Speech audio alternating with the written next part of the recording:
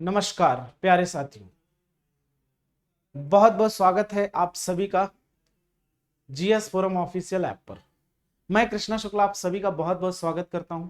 आज की इस क्लास में हम लोग पढ़ेंगे वर्णमाला और वर्णमाला का थ्योरी पार्ट पढ़ेंगे, जिसमें हम लोग ये देखने को पाते हैं कि जो एमसीक्यूज एग्जाम या आपके वैकल्पिक प्रश्न के रूप में पूछे जाते हैं वो 2 से 3 सवाल आपके एग्जाम में आ जाते हैं। तो आइए हम शुरुआत करते हैं आज के सेशन की, और इस सेशन को शुरू से अंत तक जरूर देखेंगे क्योंकि बहुत ही महत्वपूर्ण ये कॉन्सेप्ट होने वाला है। तो आइए शुरुआत कर रहे हैं भाई। तो हम लोग क्या पढ़ेंगे? वर्णमाला। देखिए वर्णमाला हमारे लिए क्यों महत्वपूर्ण है, क्या यहाँ पे जरूरी चीजें हैं, तो सबसे पहले यहाँ पर हम बात करेंगे। देखिए वर्णमाला जो है वो भाषा से किस प्रकार से जुड़ा हुआ है, भाषा से जुड़ा हुआ एक टॉपिक है। तो जो भाषा है ये संप्रेषण का एक माध्यम होता है, और जो संप्रेषण है इसका मतलब होता है बातचीत करना, यानी कि कम्युनिकेशन करना। तो इसके लिए सबसे जरूरी चीज होती है इसकी सबसे छोटी इकाई का होना। तो इसमें जो सवाल आपसे पूछे जाते हैं वो ये पूछे जाते हैं कि भाषा का वर्ण में क्या योगदान होता है, भाषा का वर्ण में क्या योगदान होता है। तो सबसे पहले यहां पर हम लोग वर्ण के बारे में पढ़ेंगे, और फिर उसके बाद आगे यहां पर किस किस तरीके के सवाल पूछे जाते हैं उन सभी की हम लोग महत्वपूर्ण बात करने वाले हैं। तो देखो भाई, वर्ण से अगर आपसे सवाल पूछता है तो वर्ण क्या है? भाषा की सबसे छोटी इकाई है। वर्ण भाषा की कैसी इकाई है? सबसे छोटी इकाई होती है। अब इसमें भी कंफ्यूजन वाले कुछ सवाल पूछे जाते हैं, उन सभी का हम लोग यहां पर डाउट दूर करेंगे। तो देखिए जैसे हमने कहा क प्लस अ प्लस म प्लस अ प्लस ल प्लस अ, अब ये सभी आपको दिखेंगे क्या है? सभी वर्ण है। स्वर और व्यंजन क्या होते हैं? सभी वर्ण कहलाते हैं। वर्ण के रूप में अब देखो ये अक्षर कब बनते हैं? जब का और आ दोनों मिल जाएंगे तो ये अक्षर हो गया। इसी तरह से मां और अ मिल जाएंगे तो ये बन जाएंगे, और ये ल प्लस अ मिल जाएगा तो ये बन जाएगा। तो इस तरीके से आप देखोगे तो ये क्या बन जाता है? कमल बन जाता है। क्या बन जाता है? कमल। मतलब कहने का ये है कि ये अक्षरों के समूह से शब्द बना है, ऊपर ये वर्णों के समूह से शब्द बना है। तो वर्ण भाषा की क्या है? सबसे छोटी इकाई। आपको पता है कि भाषा संप्रेषण का एक माध्यम है। भाषा क्या है भाई? संप्रेषण का एक माध्यम है। ठीक, भाषा संप्रेषण का एक माध्यम है, और जिसमें भाषा का क्या योगदान है, इससे कैसे कैसे क्वेश्चंस पूछे जाते हैं, आइए हम सारी बातें करते हैं। कंफ्यूजन कहां पर होते हैं उसकी भी बात करेंगे। तो आइए सेकंड स्टेप में हम लोगों को कुछ पॉइंट नोट करने हैं, यानी जो भाषा से जुड़े वर्ण से जुड़े तथ्य हैं उनके बारे में हमें जानना है। आइए समझते हैं कौन कौन से हैं। तो जिसमें भाई पहली चीज आपको क्या देखना है, अगर आपसे सवाल पूछता है भाषा की छोटी इकाई, देखना ध्यान से, भाषा की अगर आपसे छोटी इकाई पूछता है तो आपका सही आंसर हो जाएगा वाक्य। भाषा की अगर आपसे छोटी इकाई पूछेगा तो क्या हो जाएगा आपका आंसर? वाक्य हो जाएगा। क्या हो जाएगा? वाक्य हो जाएगा। अब वाक्य क्यों होगा? क्योंकि भाषा विचारों में व्यक्त होती है, और विचार हमेशा वाक्यों में व्यक्त किए जाते हैं। विचार हमेशा किसमें व्यक्त किए जाते हैं? वाक्यों में व्यक्त किए जाते हैं। तो अब इसके बाद जो दूसरा सवाल आपसे पूछेगा वो क्या है, आइए समझते हैं। तो अब यहां पे भाषा की सबसे छोटी कौन सी? भाषा की सबसे छोटी, व अगर आपसे पूछता है लिखित इकाई, ध्यान से समझना, लिखित इकाई, तो आपका आंसर सीधे क्या हो जाएगा? वर्ण। इसमें आपको कोई भी कंफ्यूजन यहां पे नहीं रखना है। इसके बाद जब आपसे सवाल पूछेगा तो भाषा की सबसे छोटी व मौखिक इकाई अगर आपसे पूछता है तो भाषा की सबसे छोटी व मौखिक इकाई जो होगी, भाषा की सबसे छोटी व मौखिक इकाई तो क्या हो जाएगी भाई? ध्वनि हो जाएगी। अब इस प्रकार से आपसे जो सवाल पूछेगा वो क्या बनेगा, जरा देखिए। इसको चाहो तो नोट करके भी लिख सकते हो, मैं स्टार बना के यहाँ पे इसको हैश बना के लिखता हूं।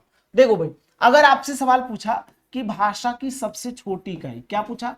भाषा की सबसे छोटी इकाई अगर आपसे सवाल में पूछेगा, और ऑप्शन में दोनों अवेलेबल है, मतलब कि वर्ण भी अवेलेबल है और ध्वनि भी अवेलेबल है, तो आप आंसर क्या लगाओगे, भाषा की सबसे छोटी इकाई। और दोनों आंसर में होने पर आपको सटीक आंसर क्या टिक करना है, ध्वनि। अगर ध्वनि नहीं होगा तो आंसर वर्ण लगा देना है। क्लियर? मैं उम्मीद करूंगा ये भी बात आपको बेहतर तरीके से समझ में आ गई होगी। अब चलिए भाई हम आगे बढ़ लेते हैं, जरा बात कर लेते हैं। अगर आपसे पूछेगा, मान लो यहीं पे सवाल पूछ ले कि भाषा की सबसे छोटी व सार्थक इकाई अगर आपसे पूछ ले, क्या पूछ ले भाई, भाषा की सबसे छोटी अगर सार्थक इकाई आपसे पूछ ले तो आपका आंसर क्या हो जाएगा, तो शब्द हो जाएगा। भाषा की सबसे छोटी और अगर सार्थक इकाई आपसे पूछ लेता है तो क्या हो जाएगा आंसर, तो आपका आंसर हो जाएगा शब्द। बात समझ में आ रही है? लेकिन अगर आपसे यहां पे शब्द की परिभाषा पूछ ली जाए तो शब्द जो होता है ये वर्णों या अक्षरों, किसका, वर्णों या अक्षरों का सार्थक समूह होता है। समूह होता है जो कि हमें पूर्ण अर्थ देता है, जो कि हमें क्या करता है, पूर्ण अर्थ देता है, उसे हम क्या कहते हैं, शब्द। तो मैं उम्मीद करूंगा आपको बेहतर तरीके से समझ में आया होगा। और जो जो क्वेश्चंस यहां पूछे जाते हैं, जैसे आप ऊपर लिखा देख रहे हैं कि भाषा की छोटी इकाई, तो आपका आंसर वाक्य हो गया। अगर आपसे पूछेगा भाषा की सबसे छोटी व लिखित इकाई, तो आपका आंसर क्या हो गया, वर्ण हो गया। अगर आपसे पूछेगा भाषा की सबसे छोटी व मौखिक इकाई, तो आपका आंसर क्या हो गया, ध्वनि हो गया। लेकिन अगर आपसे पूछेगा भाषा की सबसे छोटी इकाई, दोनों ऑप्शन होने पर वर्ण या ध्वनि, तो आंसर ध्वनि आपको लगाना है। फिर भाषा की सबसे छोटी व सार्थक इकाई क्या हो जाएगा, तो आपका आंसर शब्द हो जाएगा। लेकिन अगर हम पूछें आपसे कि शब्द क्या होता है मेरे दोस्तों, तो शब्द होता है वर्णों या अक्षरों का समूह जो कि हमें अर्थ देता है। जैसे कि अगर हम देख लें यहां पर, जैसे हमने कहा भाई न और ल, तो ये नल हो गया सीधा सा, मतलब ये सामान्य सा छोटा सा शब्द एक हम ले ले रहे। इस तरीके से तमाम सारे शब्द आपके बन जाएंगे। तो यहां तक के आपके डाउट दूर हुए होंगे मैं उम्मीद करूंगा। और कोई भी सवाल अगर भाषा की सबसे छोटी या छोटी इकाई से रिलेटेड आता है, तो ये आपको ध्यान में रखना है कि ऐसे सवाल आते हैं और हमें ऐसे आंसर करने होंगे। ठीक है भाई, तो अब आइए इसके बाद हम लोग बात करेंगे सबसे पहले और सबसे महत्वपूर्ण बात क्या है। तो वर्ण और अक्षर में भी आपको अंतर समझ में आया कि वर्ण में और अक्षर में क्या अंतर होता है। इसके साथ साथ हम लोग एक और कहानी पढ़ने वाले हैं या कहानी सीखने वाले हैं कि जो वर्ण विन्यास होता है, इसके बाद हम लोग सीधे वर्णमाला पर आएंगे। वर्ण विन्यास या दूसरा कॉन्सेप्ट होता है वर्ण विच्छेद, या क्या होता है भाई, वर्ण विच्छेद। तो वर्ण विच्छेद या वर्ण विन्यास किसे कहते हैं, इसकी भी बात कर लेते हैं। वर्ण विन्यास या वर्ण विच्छेद किसे कहते हैं, ये आपके लिए जरूरी चीज है। तो आइए समझ लेते हैं इसके बारे में। तो देखिए, वर्णों, शब्द का वर्णों में तोड़ना, क्या चीज, शब्द का वर्णों में तोड़ना,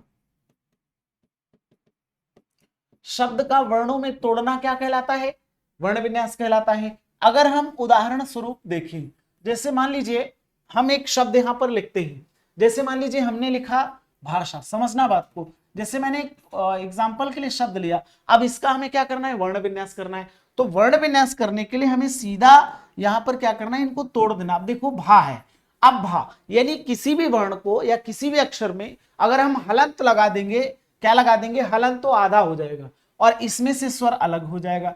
तो भा में क्या जुड़ा था, आ की मात्रा अर्थात आ, तो यहां पर आप देखोगे कि आ इससे निकल गया। इसके बाद यहां पर भी शा और इसमें भी बड़ा आ जुड़ा था, तो ये बन गया भाई वर्ण विन्यास। क्या बन गया, वर्ण विन्यास बन गया। अब जैसे मान लीजिए हमने कहा एक शब्द हम लिखते ही, जैसे हमने कहा सामान्य अध्ययन, समझना बात को, सामान्य और अध्ययन को हम बाद में तोड़ेंगे। तो अब देखो ये सामान्य में देखो यहां पे सा है और इसमें बड़ा आ जुड़ा हुआ है, इसमें बड़ा आ क्या है, जुड़ा हुआ है सा, और फिर इसके बाद मां है, मां में भी क्या जुड़ा है, बड़ा आ जुड़ा है। और इसके बाद आप देखोगे यहां पर ना आधा ही है, और या में या ऐसे जोड़ सकते हो, या फिर इसको ई प्लस आ से मिलकर बनता है, या तो इसको इस तरीके से भी जोड़ सकते हो। तो दोनों चीजें आपको यहां पर समझ में आ गई होंगी मैं उम्मीद करूंगा। अब देखो इसके साथ साथ एक हम शब्द लिख रहे हैं अध्ययन, क्या लिख रहे हैं भाई, अध्ययन, इसका भी वही खेल है। तो अब देखो आ तो स्वतंत्र है क्योंकि स्वर स्वतंत्र ध्वनियां होती हैं, धा आधा ऑलरेडी लिखा हुआ है, और या, अब देखो या को आ से जोड़ दो तो भी कोई दिक्कत नहीं है, या को किससे तोड़ दो, या को आ से तोड़ दो तो भी कोई दिक्कत नहीं है, और ना को आ से तोड़ दो तो भी कोई दिक्कत नहीं है। अब देखो ये बात जरा समझते चलना इस तरीके से। एक शब्द हम जरा लिखते हैं, हमने लिखा उच्छृंखलता। क्या लिखा भाई? उच्छृंखलता। ये अनुस्वार यहां रहेगा, उच्छृंखलता। ठीक, ये शब्द है। अब जरा देखो, हमने कहा इस शब्द को हमें तोड़ना है। अब तोड़ते कैसे हैं? अब देखो, स्वर तो स्वतंत्र, तो इसमें तो कोई जुड़ा नहीं है, ऊ हो गया, और चा आधा लगा हुआ है। चा क्या है? आधा जुड़ा हुआ है। और इधर देखोगे छ, छा में यहां पर आप हलंत लगाओगे श्रृंग, तो यहां पे री की मात्रा निकल के आ रही है, फिर अनुस्वार निकल के आ रहा है ना। और इसके बाद देखेंगे तो ख निकल के आ रहा है, ख, और फिर अ निकल के आ रहा है, अ, और फिर उसके बाद ल है और अ है, और इसके बाद यहाँ पे त है, और त में भी बड़ा जुड़ा हुआ है। तो ये इस तरीके से आपको वर्ण विन्यास सीखना है, क्योंकि सवाल आपका जब आपसे पूछेगा कि कोई भी शब्द दे दिया और पूछ लेगा इसका शुद्ध वर्ण विन्यास कौन सा होगा, तो उसको स्वर और व्यंजन में तोड़ना होगा, इसी तरह से तोड़ना होगा। मतलब स्वर और व्यंजन की ध्वनियों को क्या कर देना है? अलग अलग कर देना है। ये बात आपको ध्यान में रखना है। ठीक है, मैं उम्मीद करूंगा यहां तक कोई दिक्कत आपको नहीं होगी। अगर कोई कंफ्यूजन होगा तो आप जरूर पूछेगा। चलिए भाई, तो हम अब आगे बढ़ते हैं। आगे के कॉन्सेप्ट में हम लोग देखो क्या पढ़ने वाले हैं। तो आइए भाई शुरुआत करते हैं।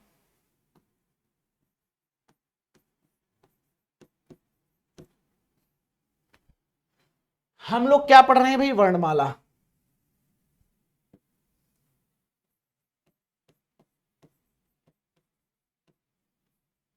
वर्णमाला पढ़ेंगे। क्या पढ़ेंगे? वर्णमाला।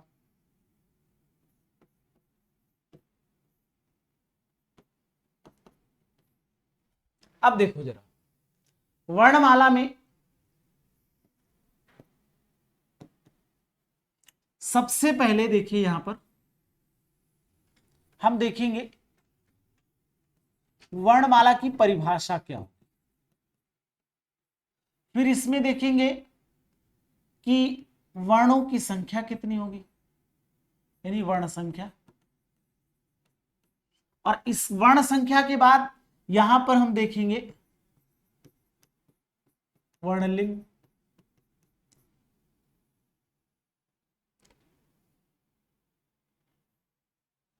और वर्णलिंग के बाद यहां पर हम देखेंगे वर्णभेद, आगत वर्ण और आधुनिक वर्ण। इनको सबको हम लोग डिटेल से पढ़ने वाले हैं। तो जरा देखते चलिए फटाफट एकदम जबरदस्त तरीके से क्या क्या है, कैसी कैसी इनकी परिभाषाएं हैं। तो परिभाषा क्या है? देखो भैया, वर्णों का व्यवस्थित, कलर देख लेना, कोई दिक्कत तो नहीं, कलर एकदम दिख रहा है, कोई समस्या तो नहीं है। वर्णों का व्यवस्थित या क्रमिक समूह क्या कहलाता है? वर्णमाला कहलाता है। वर्णों का व्यवस्थित या क्रमिक समूह क्या कहलाता है? वर्णमाला कहलाता है।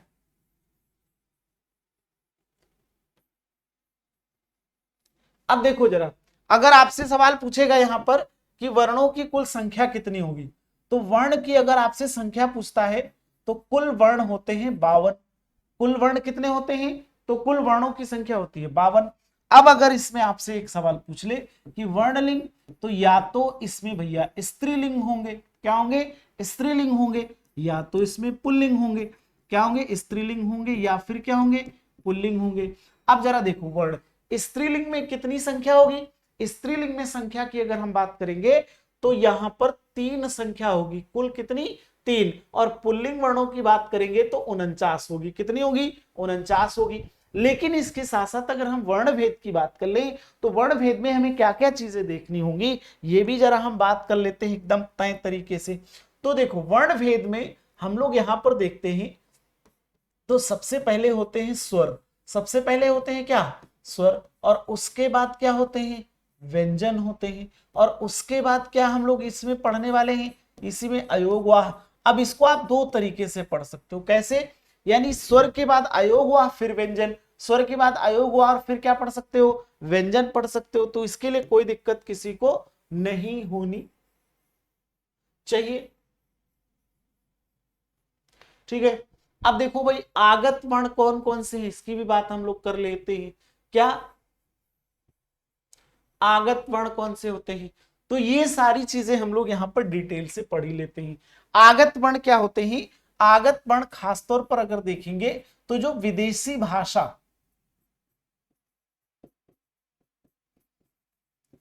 के वर्ण है वही क्या कहलाते हैं, आगत वर्ण। जिसमें आप देखोगे क में यहां पे जरीफ या नुक्ता लगेगा और यहां पे ख, और उसके बाद यहां पर देखोगे ग, और इसके बाद यहां पर देखोगे ज, और यहां पर फ, और यहां पे अ, यानी अंग्रेजी का यहां पे यानी कि जो ओ होता है, ओ की ध्वनि को लिखने के लिए आ के ऊपर ये चंद्राकार बिंदु लग जाती है। अब इसी में जरा हम लोग देखते हैं, इसको ध्यान से समझिएगा। जो आधुनिक वर्ण है, आधुनिक वर्ण जो है वो है 6। कितने हैं, 6। ये भी सवाल पूछता है, तो ये क्ष है और त्र है और ज्ञा है, क्ष त्र ज्ञा स्र, और इसमें 2 उच्छिप्त व्यंजन को भी शामिल कर लिया गया है, ड़ और ढ। तो आप देखोगे इनकी जो संख्या यहां पर है ये कितनी है, ये भी 6 है। बात समझ में आ रही है भाई। अच्छा, अब जरा देख लो, इस बात को समझ लो। तो आपसे पूछेगा स्वर, अब देखो स्वर की संख्या कितनी है, आपसे पूछेगा व्यंजन की संख्या कितनी है, आपसे पूछेगा अयोगवाह की संख्या कितनी है। तो इस तरीके से तमाम सारे सवाल भी आपके बनेंगे। अब देखो इससे रिलेटेड जो महत्वपूर्ण सवाल बनता है, यानी क्वेश्चन ये बन जाता है, क्या क्वेश्चन बनता है जरा सुनिएगा ध्यान से, कि निम्नलिखित में से हिंदी वर्णमाला को छोड़कर, पीसीएस सीसेट के एग्जाम में पूछा गया, हिंदी वर्णमाला को छोड़कर बाकी के वर्ण क्या होते हैं, स्त्रीलिंग होते हैं, पुल्लिंग होते हैं, क्या होते हैं, स्त्रीलिंग होते हैं या पुल्लिंग होते हैं या उभयलिंग होते हैं या इनमें से कोई नहीं। तो अब ये चीज ध्यान रखना है, इनमें से कोई नहीं, ये सारे के सारे शब्द क्या हो जाते हैं भाई, पुल्लिंग हो जाते हैं। ये सारे के सारे शब्द क्या हो जाते हैं, ये सभी हो जाते हैं पुल्लिंग। ये बात आपको याद रखना है। तो परिभाषा क्या है, वर्णों का व्यवस्थित या क्रमिक समूह वर्णमाला कहलाता है। और वर्णों की कुल संख्या कितनी है, तो वर्णों की कुल संख्या यहाँ पर 52 है। वर्णों की कुल संख्या कितनी है, 52 है। और वर्णलिंग कितने हैं, तो वर्णलिंग अगर आपसे सवाल में पूछेगा तो वर्णलिंग होते हैं कितने, 3। और पुल्लिंग की अगर हम बात करेंगे तो सीधे इसमें कितने होते हैं, 49। अच्छा, अब कौन कौन से होते हैं ये भी महत्वपूर्ण होता है, कौन कौन से नहीं होते हैं ये भी महत्वपूर्ण होता है। तो दोनों के पॉइंट ऑफ व्यू से यहां पर क्वेश्चंस आपसे पूछ लिए जाते हैं, ये बात आपको ध्यान में रखना है। तो आगे बढ़ते हैं हम लोग, आगे का सिलसिला यहां पर वर्णमाला से रिलेटेड जितनी चीजें हैं, जो जो क्वेश्चंस यहां से मेरे प्यारे बच्चों पूछे जाते हैं, उन सब से रिलेटेड हम लोग बात करने वाले हैं। चलो भैया आगे आ जाओ। अब देखो हम यहां पर पूछेंगे या देखेंगे स्वरों का वर्गीकरण, यानी स्वर के बारे में हम लोग सबसे पहले पढ़ेंगे कि स्वर क्या होते हैं। तो देखो भैया सबसे पहले पढ़ लो स्वर क्या होते हैं। अब देखो इसको भी हमें उसी तरीके से पढ़ना है। कैसे पढ़ना है आइए जरा समझते हैं। देखो कैसे पढ़ना है, देखो भैया स्वर की परिभाषा समझ लो। सबसे पहले क्या होती है, किसकी परिभाषा, स्वर की परिभाषा। और इसके बाद स्वरों की संख्या की बात कर लो कि स्वरों की संख्या कितनी होती है। अच्छा, एक सबसे महत्वपूर्ण बात होती है, मात्राएं सिर्फ स्वर की होती हैं। तो ये पूछता है मात्राओं की संख्या कितनी होती है। स्वर में मात्राओं की संख्या अगर आपसे पूछ ले कि कितनी होती है, तो ये बात भी आपको याद रखना है। अब देखो अगर यहां पर आपसे पूछ लेता है स्वर भेद कितने होते हैं, क्या पूछ लेता है, स्वर भेद कितने होते हैं। इसके साथ साथ अगर आपसे सवाल पूछ लेता है कि यहां पर आगत स्वर कितने होते हैं, आगत स्वर कौन कौन से होते हैं, कौन से आगत स्वर कौन कौन से होते हैं, ये सवाल भी आपसे पूछ लेता है। क्लियर। अब इसके साथ साथ एक चीज और है, स्वर से जुड़े हुए जेंडर, यानी स्वर लिंग भी पूछ लेता है कि कौन से ऐसे स्वर हैं जो स्त्रीलिंग है, कौन से स्वर ऐसे जो पुल्लिंग है, ये सवाल भी पूछ लेता है। अब आप कल्पना नहीं करोगे कि किस किस स्टैंडर्ड के सवाल यहां पर पूछ लिए जाते हैं। तो चलो भाई देखते हैं हम लोग परिभाषा की अगर बात कर लें क्या क्या इसके इंपॉर्टेंट पॉइंट हो सकते हैं। तो देखो स्वर स्वतंत्र ध्वनियां होती हैं, कैसी, स्वर स्वतंत्र ध्वनियां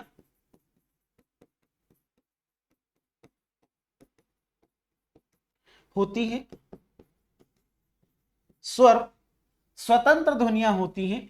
और स्वर क्या होती हैं, पूर्ण और निराश्रित ध्वनियां होती हैं। पूर्ण तो होती है और निराश्रित ध्वनियां भी होती हैं। निराश्रित का मतलब क्या होता है?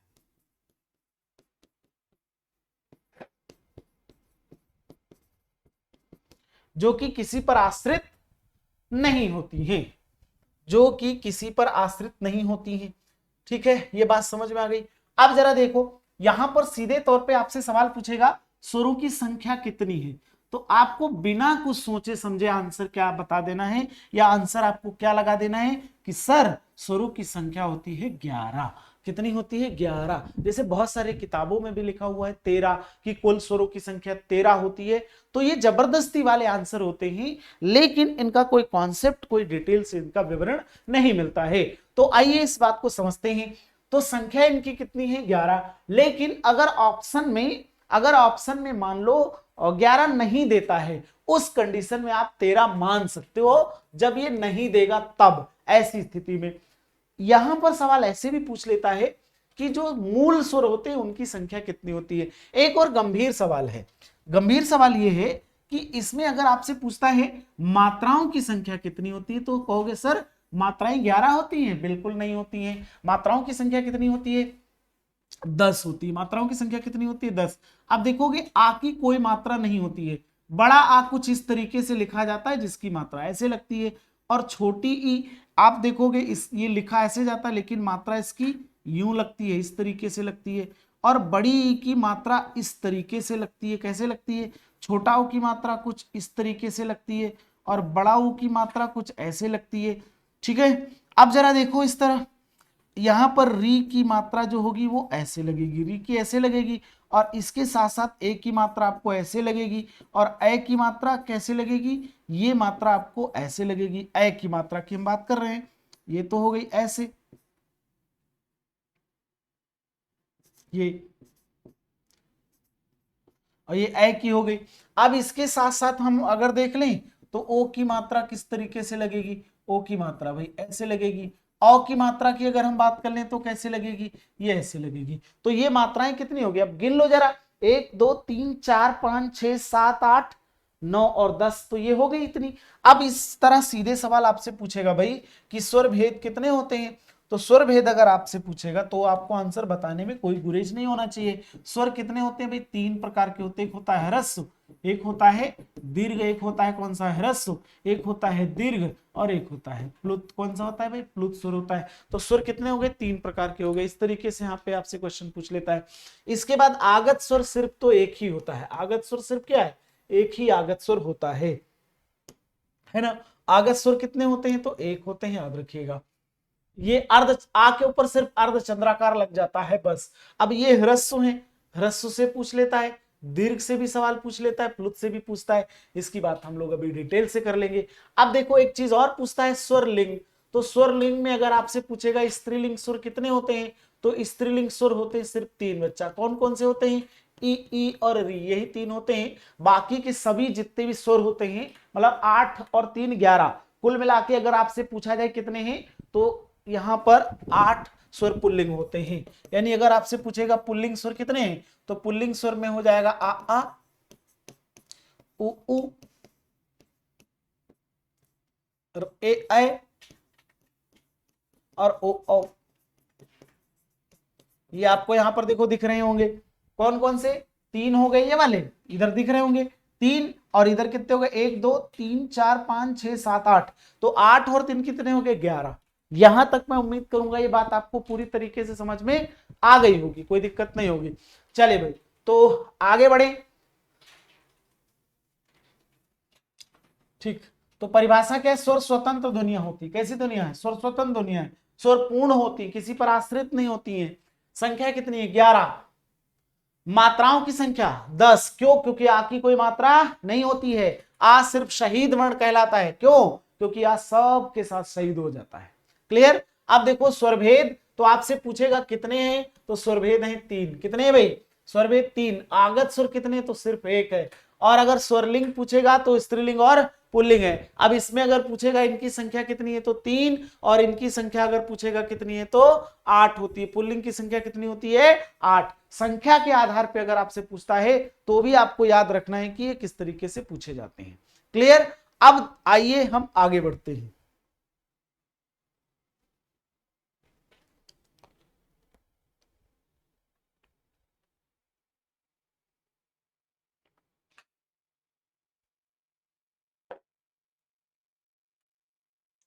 तो ये हो गया भाई वर्गीकरण सीधे तौर पे। अब देखिए यहां पर हम एक सवाल देखेंगे किस तरीके से पूछता है। सवाल आपसे पूछेगा स्वरों का वर्गीकरण। क्या पूछेगा?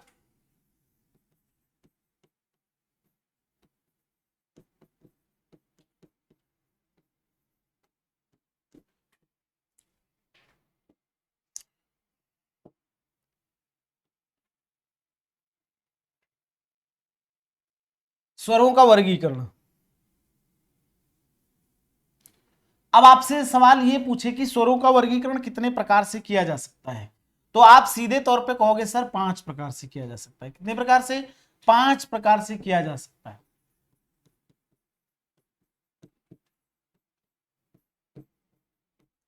5 प्रकार से। कितने प्रकार से? 5 प्रकार से किया जा सकता है। सर कौन कौन से वो 5 प्रकार हैं? तो आइए सबसे पहले तो हम उनके बारे में देख लें और उसके बाद आगे बढ़ते हैं। ठीक है, तो देखो भाई पहला प्रकार कौन सा है? पहला प्रकार है कि हम लोग उत्पत्ति के आधार पे देखेंगे। किसके आधार पे? उत्पत्ति के आधार पे स्वरों के प्रकार देखेंगे।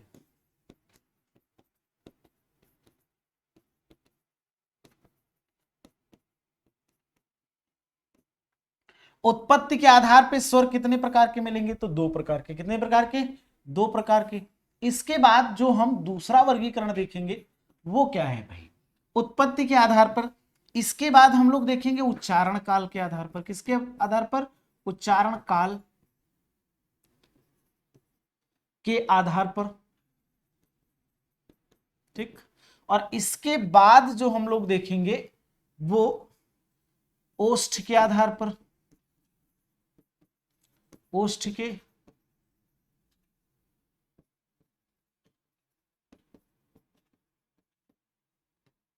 आधार पर। इसके बाद जीभ के आधार पर। और इसके बाद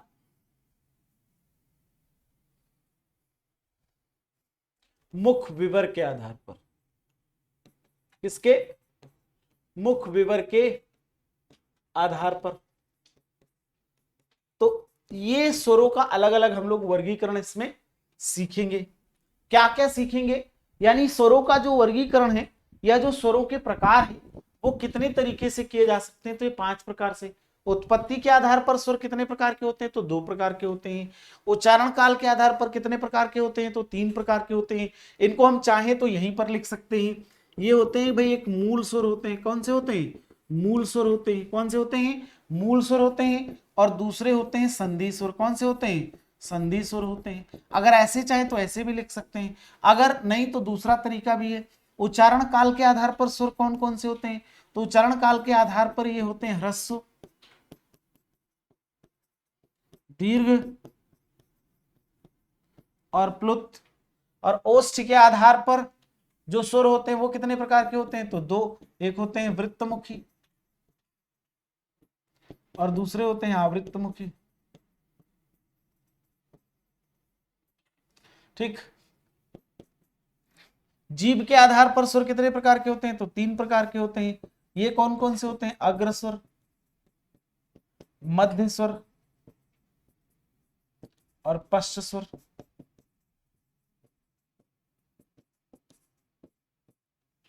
और मुख विवर के आधार पर जो होते हैं वो इसमें आप देखोगे 4 तरीके से। एक विवृत्त स्वर होते हैं, विवृत्त और अर्धविवृत्त। ठीक है, तो ये अलग अलग पूरा वर्गीकरण ही है जिसको हम लोग इस देखेंगे। ठीक है भाई, तो आइए समझते हैं पूरी बात को बेहतर तरीके से। चलो अब इसके बाद अगला है, पहला हम लोग स्वरों का वर्गीकरण देखेंगे जो है उत्पत्ति के आधार पर।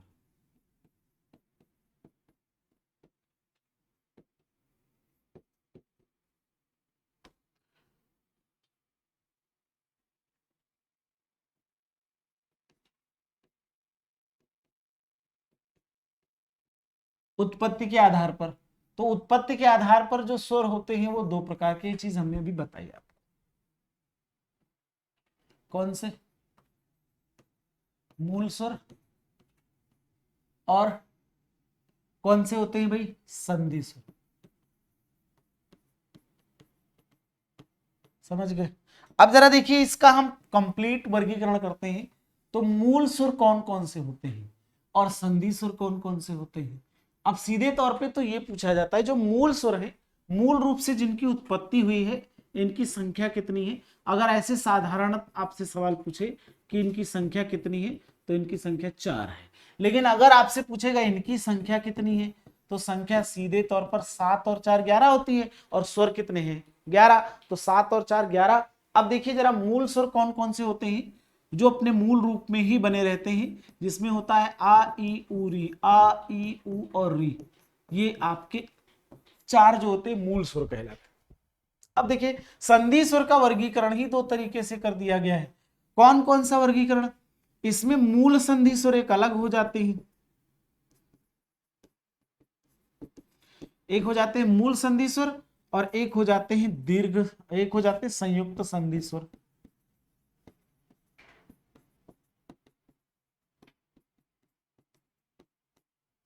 एक होते हैं मूल संधि स्वर, एक होते हैं संयुक्त संधि स्वर। अब देखो इनके अलग अलग नाम भी होते हैं, सबकी हम बात भी करेंगे डिटेल से।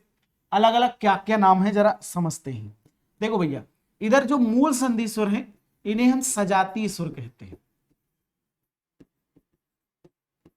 इन्हें क्या कहते हैं? सजातीय स्वर कहते हैं। और इन्हें हम विजातीय स्वर कहते हैं। सजाति का मतलब होता है समान समान जाति से मिलकर बने हुए स्वर। सजाति का मतलब क्या होता है? समान समान जाति से मिलकर बने स्वर होते हैं। तो अब जरा देखिए ये कैसे कैसे मिलकर बने होते हैं। तो देखो भाई, आ के साथ जब आ आया, छोटा आ तो बड़ा आ बन गया। और ई के साथ, ये देखो जरा इधर ध्यान से, अगर ई के साथ ई बनी तो क्या बन गई? बड़ी ई बन गई। और अगर ऊ के साथ ऊ बन गया तो क्या बन गया भाई? बड़ा ऊ बन गया। तो अब आप देखिए समान समान स्वरों से मिलकर बने हुए, तो ये सजाती स्वर हुए ना, है कि नहीं? अब इसके बाद जरा देखो विजाती स्वर। तो इसमें देखो किसका कॉम्बिनेशन होता है? आ के साथ अगर ई जुड़ेगा तो समझना क्या बनेगा? ए। क्या बनेगा? ए। इसको ध्यान से देखते रहना।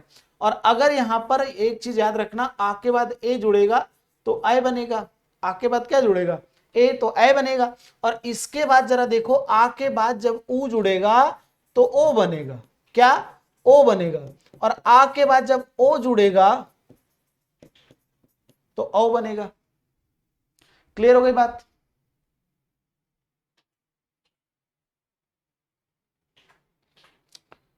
ये बात समझ में आ गई कि नहीं आ गई? चलिए भाई, तो सजाती स्वर हो गए और ये क्या हो गए? विजाती स्वर हो गए। ठीक है, अब आइए हम लोग आगे बढ़ते हैं। ये यहां तक की कहानी। हमारे पास स्वर सिर्फ कितने थे? 4। कौन कौन से थे? आ था, ई थी, ई, आ ई उरी, आ ई उरी, संख्या 4। इन और संधि स्वर हो गए 7। संधि का मतलब होता है मिलकर बने।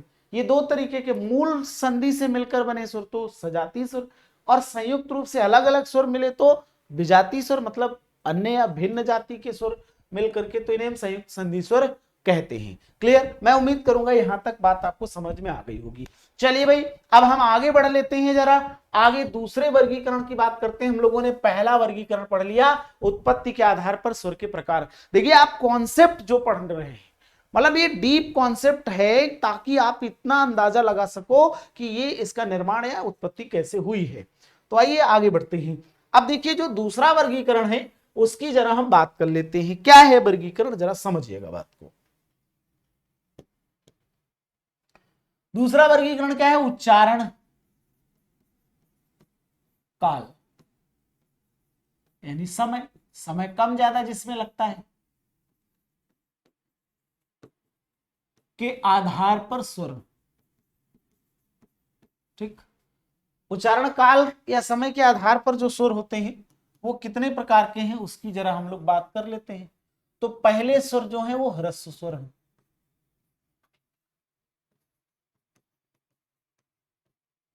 कौन से हैं? ह्रस्व स्वर है। दीर्घ स्वर है।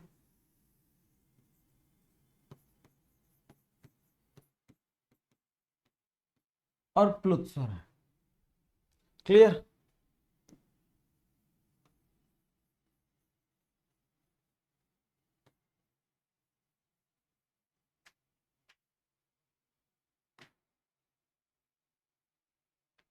ठीक, अब जरा समझिए बात को। उच्चारण काल के या समय के आधार पर इनको अलग अलग हम लोग वर्गीकरण के नाम से भी जानेंगे। किन किन नामों से जानेंगे इसकी बात कर लेते हैं। देखो, इन्हीं को मूल सुर कह देते हैं, इन्हीं को हम क्या कह देते हैं, मूल सुर। और इन्हीं को हम क्या कह देते हैं, ये अन्य नाम है सभी, ये क्या है, अन्य नाम। मूल सुर, या इसी को हम लोग कह देंगे गुरु सुर, यानी कि लघु सुर। क्या बोलेंगे इन्हें, लघु सुर। और इन्हीं को हम लोग बोल देते हैं एकमात्रिक, इन्हीं को हम लोग क्या बोल देंगे, एकमात्रिक स्वर। और ये क्या कहलाते हैं, ये सभी कहलाते हैं आपके, ये अन्य नाम है, ये क्या है, अन्य नाम। क्लियर हो गई बात, अन्य नाम हो गए। इसके साथ साथ में अब इनकी संख्या अगर आपसे पूछेगा तो भाई संख्या तो 4 ही होती है। संख्या कितनी है, 4। कौन कौन से है भाई, आ है, ई है, ऊ है और री है। आ ई ऊ री हो गया। इसके बाद अगर हम देखेंगे दीर्घ सुर, तो दीर्घ सुर को हम किन किन नामों से जानते हैं, इन्हीं को हम संधि सुर कहते हैं, इनको हम गुरु सुर कहते हैं, इन्हीं को हम द्विमात्रिक सुर कहते हैं। ठीक, तो ये सभी अलग अलग नाम, ये भी क्या है, अन्य नाम। क्लियर। अब देखो जरा, इनकी भी अगर आपसे संख्या पूछी जाए तो संख्या कितनी होती है, 7 होती है। अब देखो ये कौन कौन से होते हैं, बड़ा आ, बड़ी ई, बड़ा ऊ,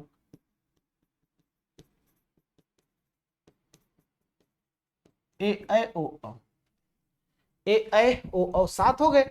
अब देखो एक सबसे महत्वपूर्ण जो चीज है उसके बारे में हम जान लेते हैं। इसे हम लोग त्रिमात्रिक स्वर कहते हैं, त्रिमात्रिक स्वर। क्या बोलेंगे, त्रिमात्रिक स्वर इसे बोलेंगे। अब देखो इनकी जो संख्या होती है, संख्या एक ही होती है, और ये एस के आकार का होता है। किसके आकार का होता है, ये एस के आकार का होता है स्वर। किस आकार का होता है, ये एस आकार का स्वर होता है। अब देखिएगा इसका खास तौर पर प्रयोग जो होता है, प्रयोग यानी प्रयोग हिंदी में नहीं,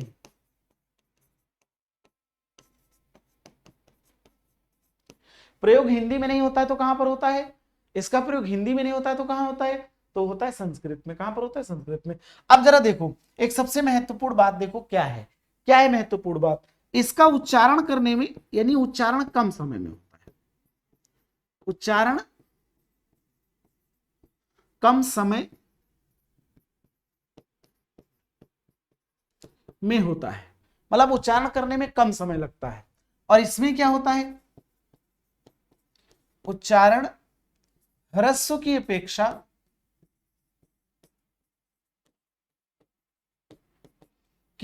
अधिक समय,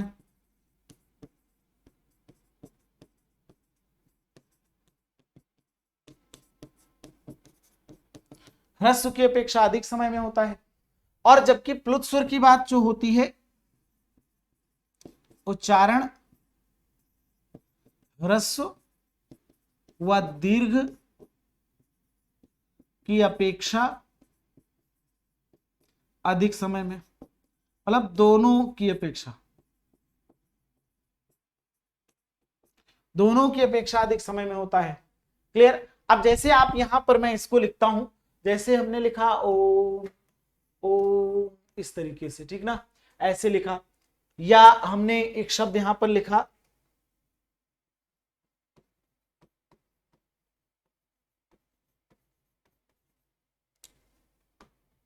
मैं इधर लिखता हूं यहां पे,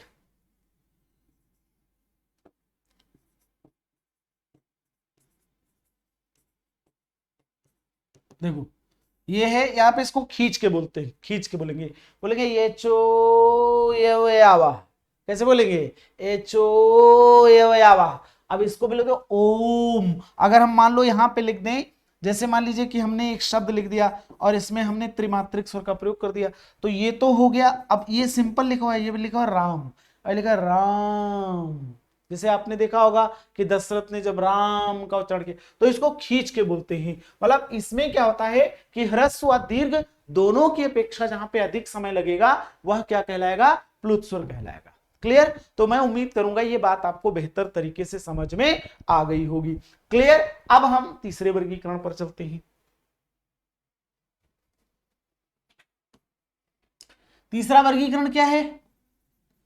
ओष्ठ के आधार पर।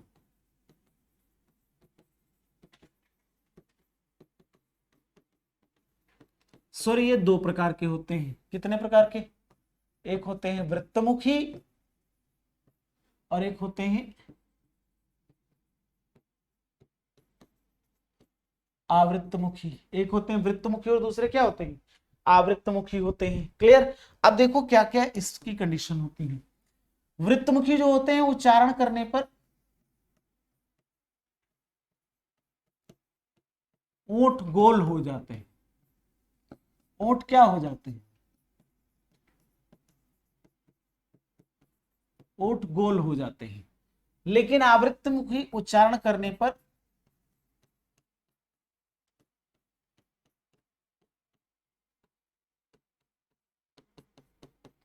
ओठ गोल नहीं होते। ओठ गोल नहीं होते। ठीक है, अब जरा देखो इस बात को समझो। इसमें कौन कौन से आएंगे? जैसे उ उ उ उ देखो ओठ गोल हो रहे कि नहीं हो रहे? ओ औ, इनका उच्चारण करने पर ओठ गोल हो रहे कि नहीं हो रहे? हो रहे होंगे। अब देखो इनमें क्या होगा? बोलो ई, क्या इनका उच्चारण करने पर ओठ गोल हो रहे हैं? नहीं हो रहे। ए, इनका उच्चारण करने पर कहीं भी ओठ गोल नहीं हो रहे। ठीक, बात समझ आ रही ना? तो इस तरीके से ये हो गया आपका कौन सा? ओष्ठ के आधार पर स्वरों का वर्गीकरण। क्लियर? अब हम अगर चाहें तो इसी में हम चौथा वर्गीकरण कर सकते हैं। किसके आधार पर? जीभ के आधार पर। जीभ या जिह्वा के आधार पर। ये तीन प्रकार का होता है। कितने प्रकार का होता है? तीन प्रकार का होता है। अब जरा देखो कौन सा है। जीभ के अगले भाग से उच्चारित होने वाले अग्र स्वर, जीभ के बीच वाले भाग से उच्चारित होने वाले तो क्या कहलाते हैं? मध्य स्वर। और जीभ के पिछले वाले हिस्से से वो कहलाते हैं क्या? पश्च स्वर। क्या कहलाते हैं भाई? वो कहलाते हैं पश्च स्वर। जरा समझना बात को। अब देखिए अग्र स्वर में कौन कौन से होते हैं? अग्र स्वर जो उच्चारित होते हैं आगे से ई। अब देखो ई और कौन कौन से? ई ए ऐ क्या होते हैं? मध्य स्वर में कौन आता है? अ। मध्य स्वर में कौन आता है? अ। तो ई ए ऐ। अब इसके बाद देखो पश्च स्वर से उ ओ औ और इसके साथ आगत स्वर के ऊपर अर्धचंद्राकार ये लग जाता है, तो ये भी किससे उच्चारित होता है? पश्च स्वर से उच्चारित होता है। क्लियर? ये किससे उच्चारित होता है? पश्च स्वर से उच्चारित होता है। तो ये इस तरीके से आपके जीभ के आधार पर तीन वर्गीकरण हो गए। अग्रस्वर मतलब जीभ के अगले वाले भाग से उच्चारित होने वाले ई ए ऐ। ई देखो ना, ई ए ऐ।